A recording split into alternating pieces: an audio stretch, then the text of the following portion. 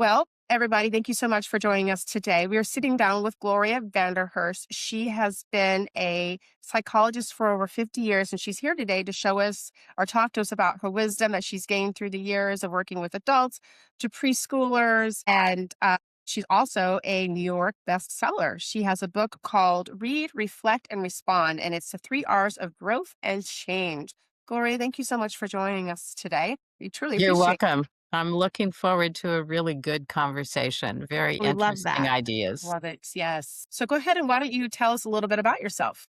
Well, let's see. As you said, I've been a psychologist for a very long time, and I got into psychology in a very unusual way. I wanted to be a math teacher. I wanted to teach high school math because I loved math, and it was very easy for me until I ran into calculus 2. And that was the dead end for math. And so I flipped my major and my minor so I could still graduate in the 3-year plan that I had. And my minor was psychology. Oh, And it just was the right fit for me. And sometimes life will give you a curveball, yeah. make you turn a corner, and it's just exactly the place that you're supposed to be. So I have always loved being a psychologist and working with people. And I've worked with people from preschoolers Mhm. all the way up through the age range. And I started working with preschool boys. And as a result of that, I ended up working with boys of all ages, as well as with adult men. Mhm. So I say I have been pickled in what it's like to be a male in this culture. Okay. And it's a very, very interesting story, and one that I am hoping to change, right? To influence people to Sure. change the way that we relate to our boys, particularly starting in infancy and preschool, because we do some pretty serious things to them emotionally as infants and preschoolers. So why did you choose specifically to work with preschool boys over just in general, maybe both girls and boys together? It's a great question. I had a friend who ran a preschool. Mhm. And as you might expect, most preschools are run by women and they're staffed by women. Yes. And so the women identify the boy who is more wiggly, right? Yep. And doesn't really want to sit in the circle and fold his hands and listen to the story. He's going to elbow the kid next to him or Yeah. fiddle with something, and Yeah. chew Yeah. on Yeah. his Yep. chew on Yep. his collar, do something to keep motion and to keep engaged. And so he stands out. The little boy stands out, and the teacher goes, I don't know what to do with him. Maybe there's something wrong with him. Why don't we refer him for an evaluation? And so that's how I got to work with preschool boys. Is that the preschools in the area where I was just recognized that I was doing evaluations of preschoolers, and the majority of them were boys that were referred. I say if I were in charge of preschools, first of all, I would put a male teacher and a female teacher in every preschool, and I would put a tree in every preschool so the boys can climb the tree and listen to the story and not have to sit in the circle and fold their hands in their lap. Oh my god, I love this. I love this. I have 2 boys of my own. This is Wonderful. So I've got two of each, Nick's so got 2 also. I see both sides of it. Right. Well, we do some pretty serious emotional training of Mhm. our boys, and I would love to have an intervention that would derail the way in which we socialize our boys, because we tell our boys as soon as they can walk that they are not supposed to cry. Now, think about it, right? They're on their feet, moving around, they're gonna fall down. They're gonna bump their heads. They're gonna get irritated, right, Yeah. when somebody takes their favorite toy, and they're naturally going to cry. Yeah. And when they do, we tell them to stop crying. Mhm. I tell people, go to the local park or go to the mall. Watch the difference between the way that parents relate to little girls and the way that they relate to little boys. On the playground, if a little girl is in line for the slide and gets shoved out of line, right, and knocked about a bit, she's going to start crying and run to her parent. Her parent is going to pick her up and ask her what happened. Yeah. All right. She's going to tell the story of what happened and they're going to give her comfort. They're going to put her back on her feet and send her back in line. Little boy, same scenario. He gets bumped out of line. He's crying. He goes to his parents. He does not get picked up. They look down at him and they ask, what happened? If he gives a good enough story, a good enough explanation, he will get some comfort, Mhm. Yeah. but he will be turned around and put back in line without being picked up and comforted and held. We don't do this to our little boys. We do it to our girls. Why? Right? Why in the world would we offer comfort to our little girls and not offer comfort to our little boys? Right. That's happened for centuries, absolute Mm. centuries. We have this ingrained perspective that boys should be tough and they should be strong and they should not be sharing emotions. And then when they grow up and they have children and they get married, we expect them to somehow pull out of the hat emotion and tenderness and Mhm. sweetness Yeah. and lightness, right? We have for decades trained them not to do that. Interesting. So it's not going to happen magically. Nope. It has to start in infancy and preschool that we change the way that we relate to our boys. So, question for you, and I don't know if this is something that has an actual firm answer. But so you're saying that when they're in preschool and the teacher wants them to sit and listen and, they're all over the place, what would be the best alternative for perhaps a student or a boy that is a little more rambunctious than everybody else, but still needs to listen? That's the function of the tree. But if you can't put a tree in the school, then, we have all kinds of fidget toys, all right, that you can use with your hands. Right. And definitely, I would have a bunch of fidget toys to pass out to boys and girls, Mhm. right? Because some of the girls need those fidget toys too. Yeah, of Yeah. course. And to tolerate the fact that if the boy needs to get up and kind of walk around, as long as he stays in the hearing area Yeah. for the story, he should have that freedom to move and to walk around or to use a fidget toy, to use his hands in some way. All right. Or suck on his collar, Yeah. which a lot of them do. When do Yeah. you think it comes to the point where perhaps like maybe the child needs to be tested or, it needs to be maybe like the next step further because it's maybe a little too much? That does happen.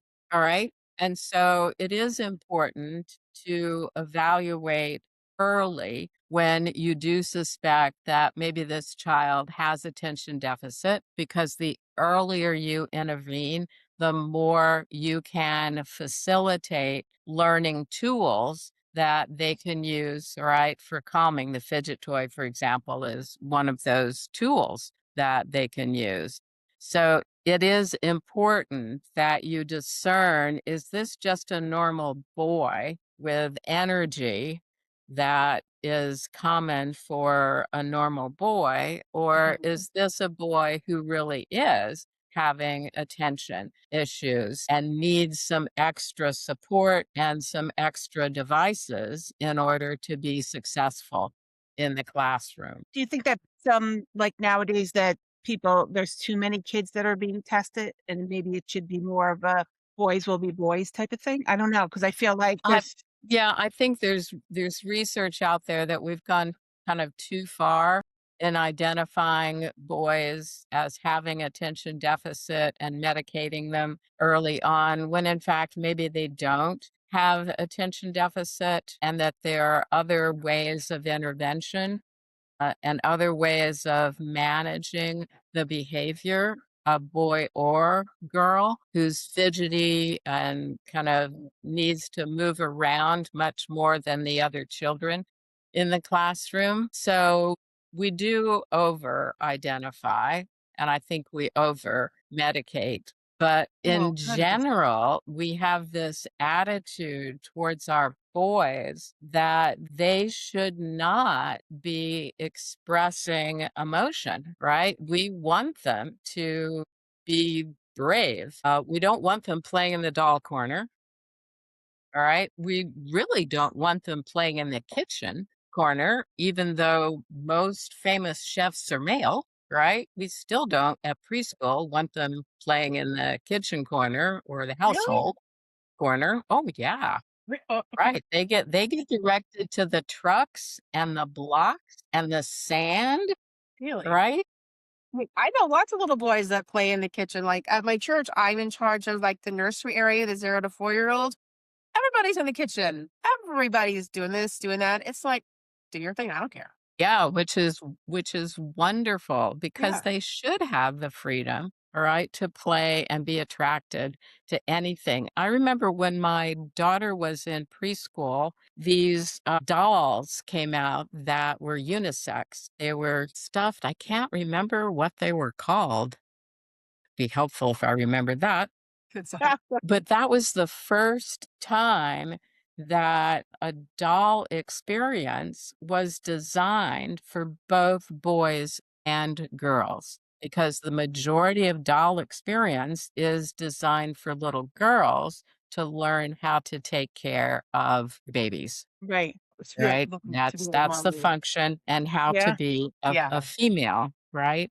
Barbie is teaching you how to be a female, but we need to educate our boys on taking care of others as well, Yeah. because they will grow up to have children, Yeah. all right? And I want them to be able to be connected to their children in a deep emotional way and know how to care for them and how to listen to them and how to be emotionally available to them, not just help them with homework, Yeah. right? And give them assignments to mow the lawn. Right. Right? I want them to be emotionally connected, not just practically connected, but we have organized ourselves so that the male is a practical connector to his family and his children and not an emotional connector.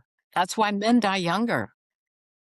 All right. We don't let them express emotion. They have to hold it all in. And if you hold it all in, it begins to take over parts of your body. Right. My And boys definitely express their feelings. They definitely express it. Sometimes they want to punch each other and I have to step in. But I'm like, maybe we express it a different way. Yeah, no, I just was sitting here thinking because you mentioned so many things. You were talking about how sometimes we over medicate our children. And I even allowed to, I just say this story.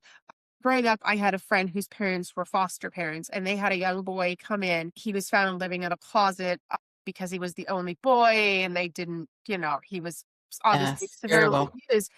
And they had him on medicine because they said he had ADHD and he had all this. And she said, this was obviously back in the early 90s. And she said, can I take him off of this medicine? Can we just try? She says, because if he was my biological child, she goes, I wouldn't want him on this. She goes, can we just please try? And obviously, back in the 90s, a little bit more Right. lenient they are now. And they said, okay. And she took him off of it. He didn't need to be on it. That's After like great. a month, he was like, obviously he had other issues and whatnot, but he didn't need to be on this ADHD medicine. And I mean, they ended up getting guardianship of him and he never had to leave. But even his Great. social workers were just like, wow. They're like, we just went with what we were told. And she's just like, I Right. just wanted, she said, she goes, had she really noticed that he did have ADHD, then yes, obviously she would have allowed him to be on it. Right. But she just, something in her, she just goes, I just need to see. I just need to That's see great. if he needed it. And He didn't have to be. And he is an amazing young man now. He's married, he's got kids. Never thought he was going to get there because, like you said, he was never taught to Right. express himself because he had never been hugged or touched. He didn't know what that Mhm. was like, and he went into the I've told Donna the story before. He went into the house with this family that was all about touching and hugging, and if you even with me, I was like, "Oh, okay, I have to get over being Right. touched," and I Right. walked in the house one day, and he's like, "Nikki," and he runs up to me, hugging me. I'm like, "Wait, what?" Like, I was shocked That's because it right. literally that was, like, a completely different child, and he learns Right. to express himself to and have emotion. So when his biological parents called when he was 18, he had no problem bringing out all that emotion and Mhm. telling them how He he worked felt. on it. And obviously his the foster parents who he calls his mom and dad never Right. told him what to do, never told him what to say when it came to this. And he was able to tell them, his biological parents, how he truly felt. And he cried and he yelled and he screamed. And he's just like, you gave me life, but that's all you get from me. And he Yeah. hung up the phone Right. and that was the end. And it was just, I know another little boy who is he's emotion. He has a lot of emotion. He does cry because he's very sensitive and and it's perfectly fine. Like when I was one day, he got upset about something and I got down on my knees eye level and I was like, it's okay. I'm like, what? Tell me what happened. And he told me he was frustrated. And I'm like, that is perfectly fine. I'm like, we Mhm. can start over. I'm like, well, what do you want to do? I'm like, do you not want to wear this whole costume? And he's like, no, I'm like, do you just want to wear, like, we compromise. I'm like, how about the hat? Or maybe Right. this. Mhm. And he's like, yeah, I can do that. I'm like, that's perfectly fine. Like, I did, you must, I was eye level Right. with him. And I was like, talk to me. Tell me what we need to do. What do you want to do? And he told me, and I was like, all right, we're good. Let's go.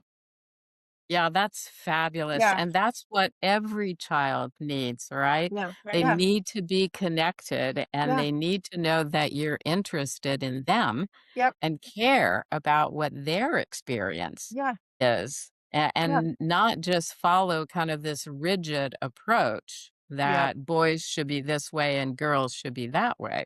Yeah. So that's a wonderful story. I love it. Yeah. It was, So yeah. working with like, we'll pass preschool, we'll go to like an older group of students or children. What do you find helps the most when they're older and they really need to get those feelings out and they don't know? Yeah, Nicola just really described it, which is you need to understand your history, right? Because that history accumulates and shapes how you feel about yourself, how Right. you connect with others, and how you show up in the world Yeah. around you. So, the healthiest thing that we can do for our children is to really be transparent about their histories. All Yeah. right. And this young man that she's talking about was able to be angry, Yeah. right? And to Mhm. protest because he knew his history, Mhm. right? Nobody covered up that history for Right. him. But we do have a tendency to cover up histories for our children. And so they engage then in certain behaviors, but they don't know, well, where's that come from? Right? Why am I doing it that way? Why do I feel this way? It's got a history to it. Right. And our brains hold on to all kinds of pieces of our history. If you go fishing for it, you will be able to find it. All right. And things that happen to you early on in infancy and early childhood do shape behaviors that you're Yeah. engaging in the present. So you don't have a choice until you can go back and find that root and decide whether you want to keep it or you want to pull it up and toss it away. Yeah, I think that goes both ways. Like the specific that you were just talking about, I think it also goes that works general with men and women because obviously, there were even girls who were younger who have Oh, been yeah. probably told to repress this or not to do this and not do that, and they've hidden Right. it their whole lives. And then when they've gotten older or they've become parents, they're like, wait a second, hold on, shut the door. No, Right. that specific thing I think actually can work general for both men and It women. does. It is Yeah. for all human beings, Yeah. right? Where our Yeah. brain holds on to pieces, what it holds on to influences how we perceive the world around us and how we respond to the world around us. But once you can identify kind of the early experience that started you down path A, you have a choice. Do I want to keep going down path A? Do I want Yeah. to be kind of shy and retreat in social situations? Right? Because I got shamed or embarrassed when I was a kid. So I've decided not to take any risk. Or once I know that, do Yeah. I want to shift and say, hey, I'm going to take some risk Yeah. out in social situations and just see what happens because I've got energy that Mhm. I didn't allow myself to use before. So when a child, I think what I was trying to ask you before was like, so when a child doesn't know their history and they're a little older now and they're speaking and they kind of need help, like where do you start to get them to come out of that shell if they don't know, like, where it all started, but they That's it's true for your not only children but adults as well, right? That there are pieces of our history that are boxed up, buried, and so we're not aware of Mhm. them. And so there are many therapeutic techniques that can facilitate opening those boxes and uncovering pieces of history. So, one of the things that I think is wonderful for children is the use of what's called sand tray work. It's Mhm. actually a sandbox that gets used in the office, but there are all kinds of characters and symbols and objects that you can use in the sandbox to develop a scenario. So I remember working with he was probably first grade, and had done a lot of acting out in school. And so with the sand tray, he selected people that represented his family and he buried them in the sand, Yeah. right? He didn't develop any kind of scenario Yeah. with them. He buried every one of them in the sand, Interesting. all right? Now that's dramatic. That Yeah. says, "Look, these people are not safe for me." Right. Right? These Wow. people Okay. are dangerous, and, you would not have been able to discover that unless you had that opportunity to see his perspective on his family, and his perspective on his family is these people are dangerous, Yeah. Yeah. right? That's amazing. I wanna get rid of them because they hurt me. Is that So Santraz is one of those, right? There are all other forms of therapy. There's a process called internal family systems that facilitates people taking a deeper dive into the things that are packed away in your memory, and mm, help you to follow kind of the yellow brick road, follow the breadcrumbs yeah. towards a piece of history that is now jumping into the present and influencing how you respond. So, if you've been terrified as a young child in some social situation, you grow up to be shy, Yeah. all right, and to be less comfortable around people. And you think, oh, this is just my character, this is my Mhm. personality, until you take a deep dive into your history and learn that some adult terrified you when you were 3, and your reticence to engage with other people is really based on that terror. Well, once I know that story, once I've experienced that terror and validated, yeah, that was just as scary as all get out. But you know what? I'm not 3 Yeah. anymore. And I don't have to be confined by the experience that I had at 3. I Yep. can now experiment with being more forthcoming with others, of, going up to somebody and introducing myself and starting a conversation, whereas previously that person never would have done Right. that, right? They Yeah. would have sat in the corner and wait for somebody to come and talk to them, and they wouldn't have said much anyway when somebody did. Yeah. Wow. This is Wow. all so interesting. Wow. I'm just like, I'm Yeah, soaking it all your in. history is very important. Your history is really critical. Yeah, it sounds like it. And a lot of people don't know their history. They That's true. they That's just true. kind of have to go on with life, and this is how I am, like you say, and that's it. So does this kind of But work the you same? can dig around for that history, all right? So you can ask questions of extended family Right. members, all right? You can Right. ask questions of parents and siblings, all right? If someone has, taken photographs, you can go back through photographs and see dynamics in families, all Mhm. right? Or if they've taken home movies, you can really see the dynamics of Yeah, relationship Yeah. in early home movies. So you can find that, and your brain has housed this information. So you can also just kind of take your own deep dive into the brain and the history that's stored up there, and it will present itself to you. that's Very yeah, interesting.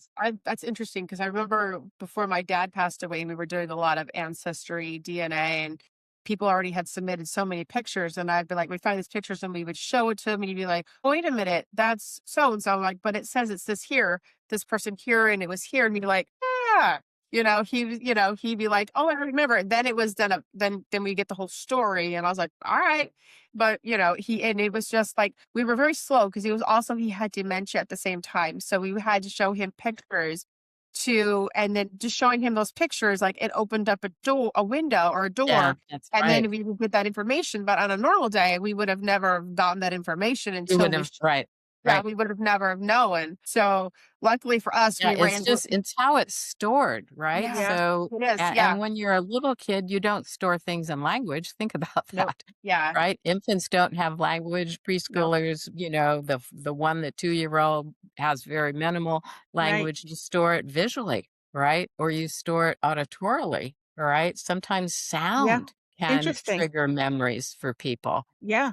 I think that's why so many people relate to music for so many different reasons. You Hmm. hear a Yeah. song or a little clip of a song, and it brings you Right, back to when you right. first Put you heard right it. back in that place, Yeah, yeah, for right? sure. So, what would you tell a grown man who's now a father that has children of his own, or in this case, boys of his own, and maybe his life growing up, he was always told to be quiet and don't show emotion, and maybe he wants to change that, or maybe he doesn't know what to do or how to process this or where to go. What would you tell? Well, this is where the book that you mentioned comes in.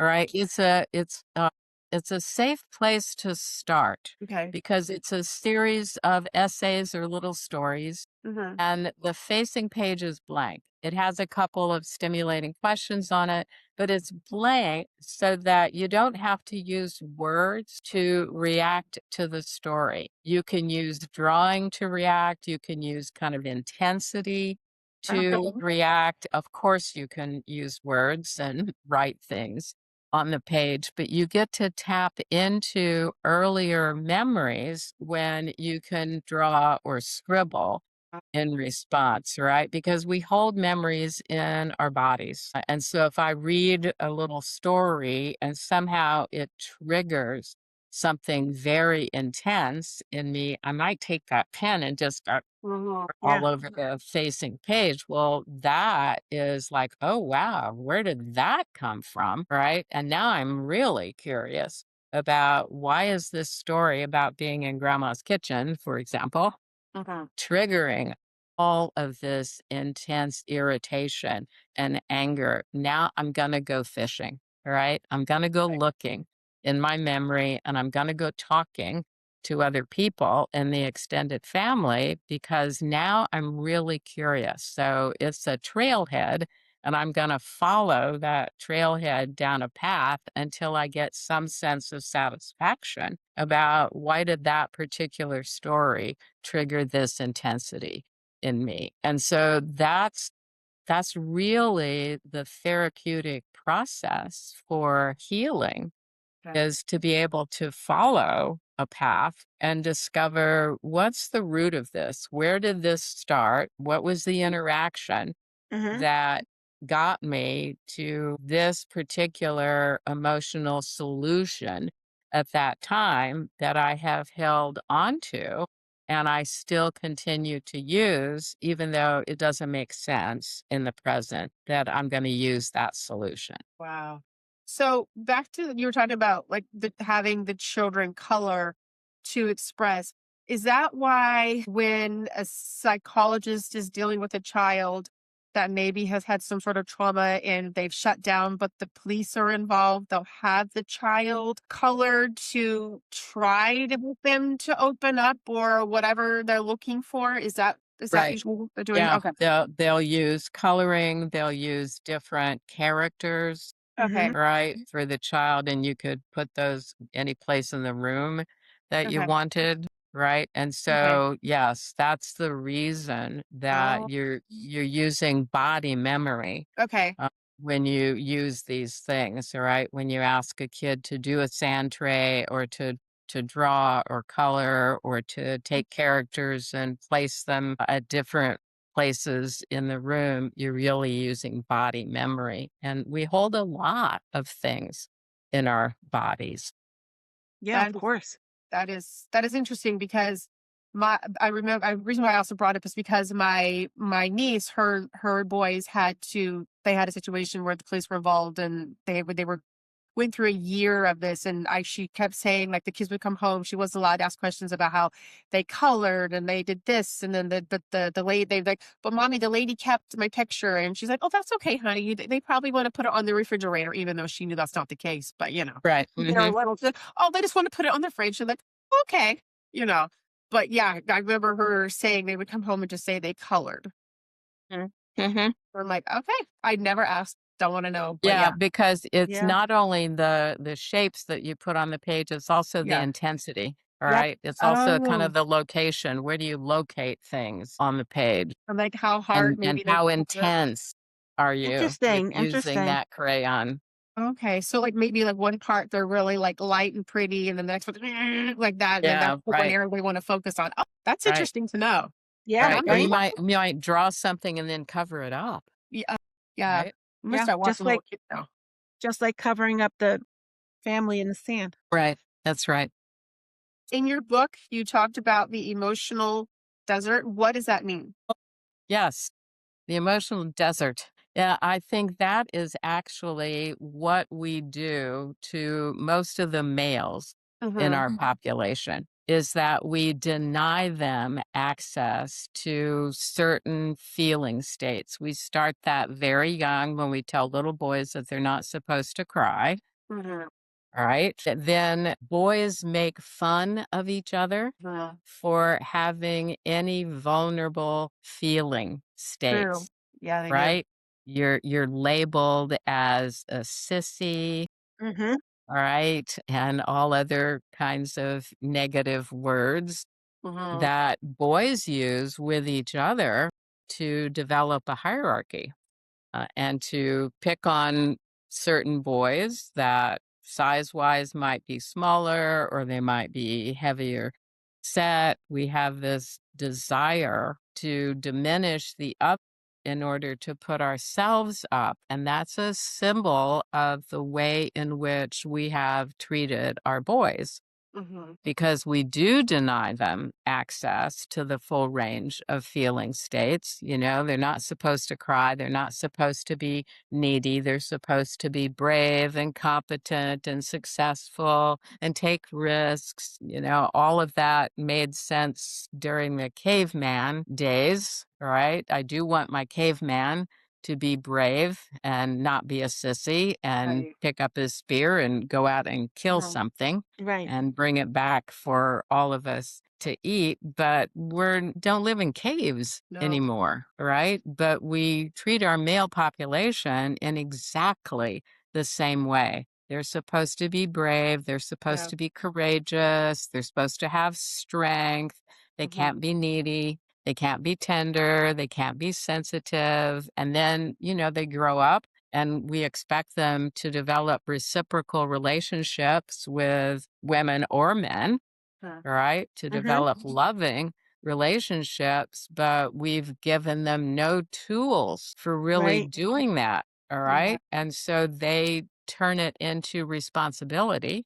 All right. I will be a Yeah. very responsible spouse. All right. Which might mean that, I do heavy work around the house, or maybe I bring in a certain amount of money, Mhm. but I don't get into dynamics with my spouse about feelings or emotional needs. Mhm. I don't know how to have those conversations. And so when I come up against that requirement that, well, I'm supposed to, my wife or my spouse wants me to go into this emotional territory, I'm very uncomfortable.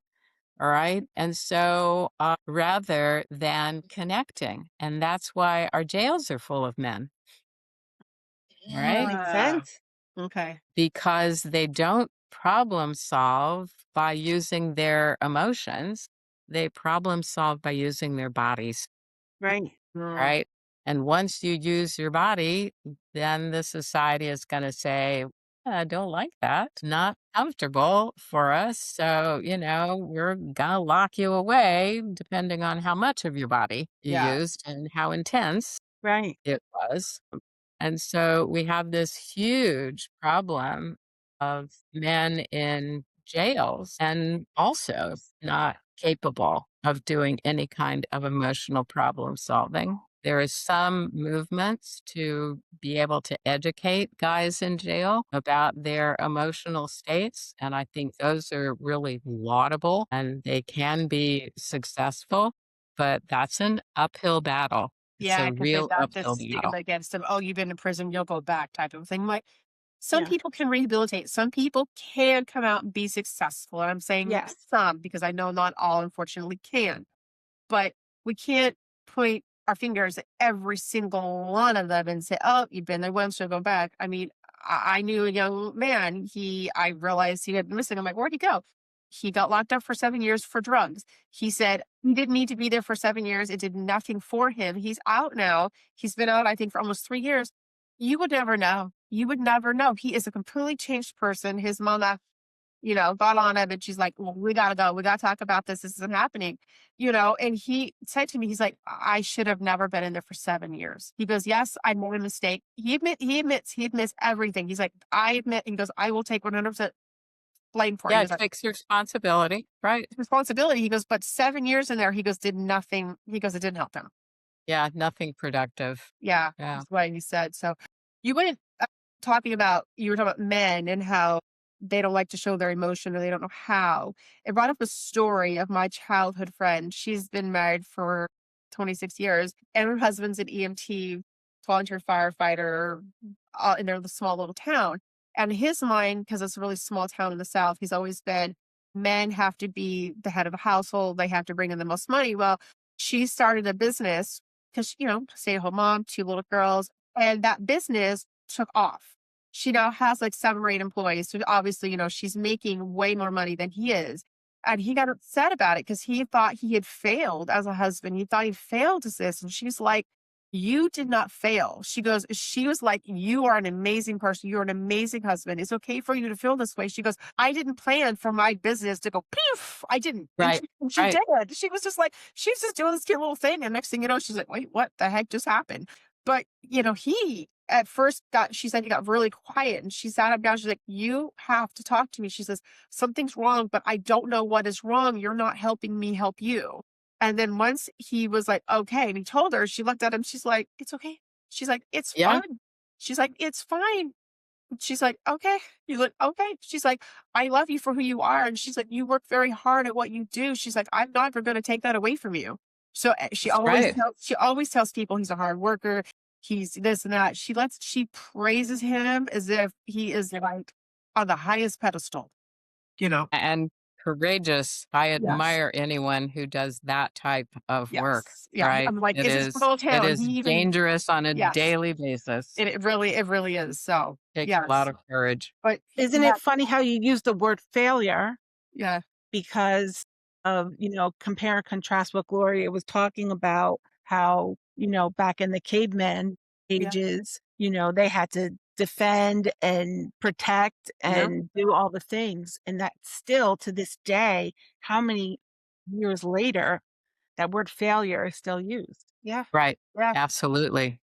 I Yeah, think for because him, men think of success in the same way that this yeah. man thought of success, that I Yeah, have to that's how be they head measure of it. household, and Yeah. head of household means income. Mhm. Yeah. right? Yep. Regardless of the kind of work I do, head of household means I am responsible for taking care and providing the Yep. income Yep. for this family. But Yeah. congratulations to the 2 of them, Yes. Yes. right? That Yes. they could Yep. work through that Yeah. and see that it was a blessing for both of them Yeah. that she found a successful business. Yes, it like I said though, it wasn't something that she never imagined where she would be today, honestly. She just wanted to, keep herself busy as you know what is when you have little toddlers and she just Right. wanted to keep herself busy and it just one night she woke Took up and off.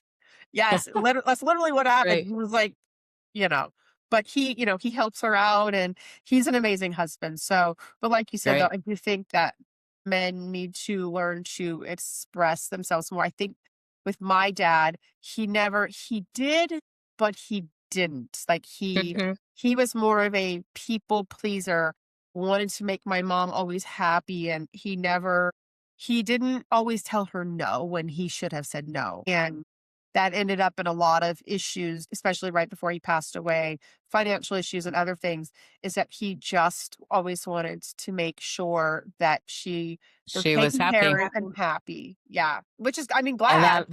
that's so common, Yeah. Mhm. right? That we do socialize our Yeah. boys with that expectation that Yep. you are to take care of your family, Yes. Yeah. right? That you are the one who is responsible. You are the Yeah. one who is in charge. Yeah. Yeah. My So husband was telling my boys that the other day. He's like, the world is changing. He said, Mhm. he goes, you just need to be prepared. It's not how it was when I was younger and your grandparents were younger and how it is now. He goes, when you get older and when and if you get married, he goes, things are not going to be what you thought. He goes, he just likes to prepare them and let them know, don't go in with this expectation because it may not happen. that's right. Yeah, have more flexibility. Yeah. One of the other things that's happening with families today is that there are more fathers staying home to raise children. That's Yeah. exactly what we were talking about last night. It's so funny that Yep. you said that. Exactly what we were talking about last night. Because I was watching, oh, what was it? I don't know if it was a YouTube video or whatever it was a couple of months ago where the dad decided to stay home because the mom was a doctor. And it Mhm. just made more sense for him to stay home with the babies because they had twin or triplet babies. I can't remember what it was, itty Mhm. bitties. And so when they looked at the cost of putting the children into Children daycare, in daycare, right. it was literally, well, he would have just been working to pay for their Pay childcare. for daycare, And he's might as Yeah. like, well Yeah. stay home. yeah, she's just like, then what would be the point? That's literally, and he says, if you're okay with that, he goes, I will quit and I will stay home and take care of the kids. And she was like, you would want to do that. And he said, it makes the most Makes logical sense. Yep, financial makes sense. sense. And she's like, okay. And yeah, and he says it works great for them. Yeah, it's happening Yes. in frequently all over the United States Yeah. that dads are staying home and meeting together in groups like Yeah. moms used to do. Yeah, down to Yeah. that Yeah. daddy groups, yeah. Which I think is good because I think a lot of children need their dads. I think a lot of times it's always mom's the comforter and the safe zone, and dad is but at the same time, dads can be mush if they, get it just right. So I think it's good, for the ones that want to stay home. And the ones that can't stay home, at least, if they come home and give their child that 10, 15 minute, whatever it is that they can give their child. It's better than nothing. Right, Yeah. right. I wow, this is oh my gosh, I could go on for days on this conversation because I have 2 boys and 2 girls, and so I see both sides of it. Donna just has boys, and so she Mhm. only got one side of it. Yeah, right. Right. Exactly. So, It's complicated. Raising children is complicated. It oh god. really is. No one gives you a book and tells you before, read this before. Right. No, That's right. it's true. I mean, my when I got married and I had my kids, I already had several nieces and nephews. So when my husband when we had our daughter, he literally looked at her in the room and he's like, "What do I do?" Literally, he's Uh-huh. like, "What do I do?" And our friend was there and he's like, "Well, you gotta change your diaper." And he's like, "I'll show you what we do. Let's go." And it was so funny because I'm sitting in the hospital bed. My husband and his best friend are sitting there and they're changing my 3-hour-old daughter's diaper. And he's like, "This That's is what you great. do." And we were just cracking up over it, just watching them That's like, "Okay, funny. you do your thing over there. You guys bond with her. Good, good. I'm gonna go to sleep." That's great. Yes, That's great. I do. Wow. I don't know. Thank you so much. I mean, this is amazing. You're I could go welcome. on for so I guess one last thing is what would you tell anybody watching this podcast today that maybe they're a mom or they're a dad and they have boys? What would you tell them to I would prepare? tell them to educate yourself. Okay. Yeah. Right? Be much more curious Mm-hmm. about the history Yep. of boys and the Mm-hmm. needs of boys. And I would tell them to, on my website, there's a list of feeling words. And I would tell them, download that list of feeling words, Okay. laminate it if you need to, put one in the kitchen, one where you're playing and watching television, and one in the bedroom so that you educate your children and yourself Okay. Right. and expand your feeling vocabulary. Because the Oh, brilliant thing about a human being is if you scan through this list of feeling words, the feeling that you are experiencing will pop off the page, Wow. right? Your brain knows what you're feeling, but you cannot find it because you don't have that word in your vocabulary. That makes yeah. sense. But Yeah. That your makes sense. your brain can recognize it. It's fascinating, right? And you can expand your feeling vocabulary and your children's feeling vocabulary, particularly your boys. Mhm. Right. And it's incredibly valuable to expand your feeling vocabulary. Gloria, tell us your website so that when people listen, we'll also have it in the In the show notes, description.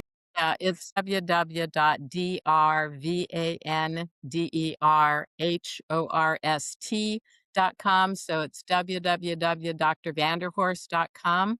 And the feeling sheet is in one of the categories across the top of the website. I will Wonderful. make sure that gets linked below Yeah. when we post us across of all of our social media. Thank you so, so You're much. welcome. I I enjoyed. Yeah, I have lots of notes that I'm definitely going to be checking out because my boys are, how old are they?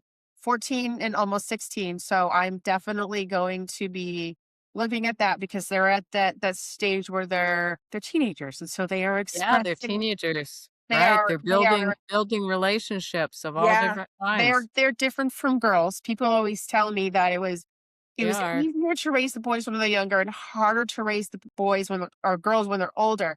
And I said, "Oh no, my girls were easier when girls were easier when they were teenagers as the boys now." And I'm like, it was really opposite. So, Right. but I just was like, I had older brothers, and I've always been the one to verily just, I'm like, all right, let's talk it up. When my kids come home, even my boys, I will know what their day is like coming home from Yeah, school that's by good. just looking at them. And I'll be like, no, they're my no, no, no, no, no, no, no, no.